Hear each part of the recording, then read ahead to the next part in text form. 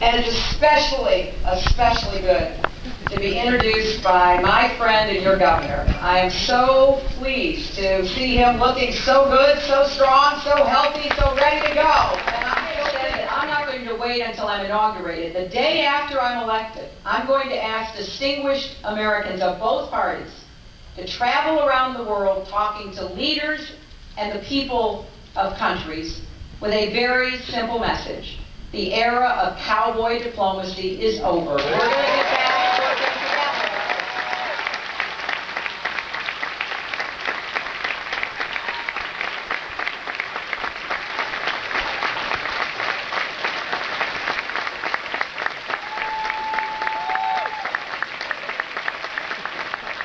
You know, President Bush likes to talk about the ownership society. What that really means is you're on your own.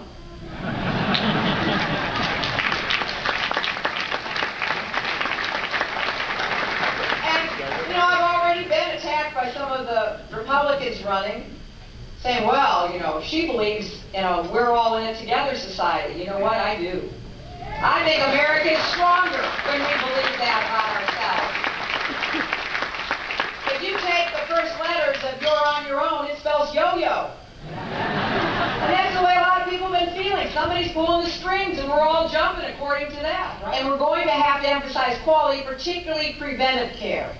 This is how upside down our system is. If you're a diabetic, a lot of insurance companies won't pay if you have your eyes examined or your feet examined, but they'll pay if you have to have your foot amputated. We got to reverse the incentives. We've got to make it clear that insurance companies can't discriminate against anyone. No more cherry picking, no more exclusions for pre-existing conditions. If they're going to be in the health insurance business, then insure people to keep them healthy and take care of them. And finally, we've got to end the Bush administration's war on science. They have been muzzling scientists, taking information off the government website, whether it was global warming or emergency contraception. If it didn't fit into their pre-existing ideology, they didn't want the scientists telling us about it. So we're going to begin investing in science again. The National Institutes of Health, the National Cancer Institute, the National Science Foundation, and we are going to begin to do stem cell research in our country. And I've got this old-fashioned idea that we ought to be appointing qualified people to do the work for the United States of America. I'm going to tell you, running for president, one would never have predicted that you would get applause on a line like that. That restoring just base level competence would be an applause issue. But you know, what happened to us as a country after Katrina was a total loss of confidence in our country, our government. A natural disaster became a national disgrace and an international embarrassment. Now, I'll tell you a little story. I have a very strong supporter now in New York City who was a conservative Republican. Worked for Richard Nixon, worked for Ronald Reagan, worked for first George Bush, and was what they call a Bush pioneer, raised a lot of money for President Bush. Until he took his daughter with his wife to start college in New Orleans at Tulane in August 2005, just as Katrina hit. And he was trapped in the hotel with his wife and his daughter. Couldn't get food, couldn't get water after a while. And he called every Republican he'd ever known, trying to see what they were going to do. And nobody took his call, and nobody called him back. And then, I think, kind of on a lark, to prove that none of us would help him, he called my office. And lucky for me, one of my wonderful young staff people answered the phone. And we did everything we could to help him and his family. Called the hotel chain, figured out how we could get him hooked up to the next evacuation. Didn't think anything of it. I mean, you call my office, I don't say, are you a Republican, are you a Democrat, are you independent, have you ever supported me? We just try to help. A few months later,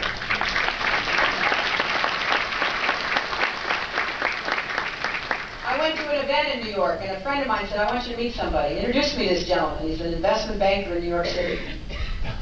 And the man told me his whole record of conservative Republican involvement. I was kind of waiting to figure out what was going to happen in this conversation.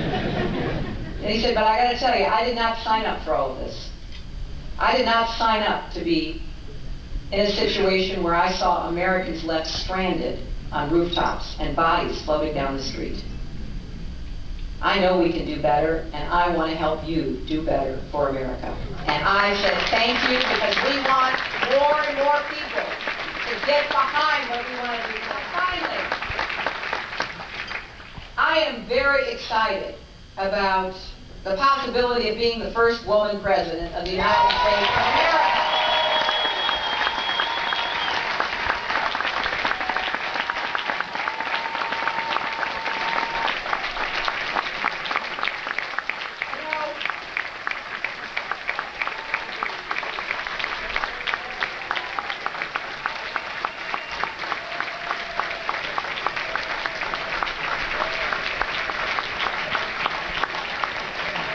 I can't do it without your help.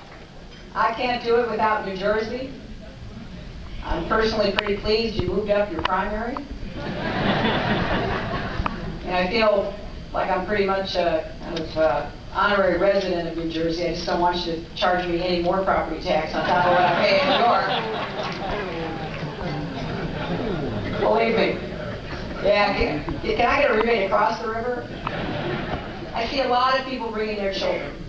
I see a lot of fathers with little girls on their shoulders, a lot of mothers holding their daughters' hands. And as I go by, shaking all their hands, I can hear a father whisper or a mother lean over and say, see, honey, you can be anything you want to be. And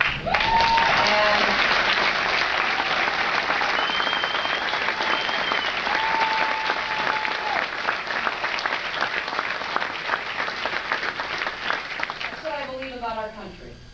We can be anything we want to be and are willing to work hard to become. And what especially moves me as well are the women in their 90s who are coming. You know, my mother is 88 now. And so many of these women in their 90s tell me what my mother told me.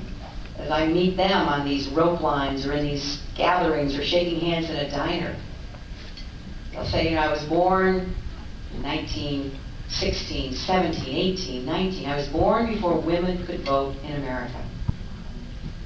And I want to live long enough to see a woman in the White House.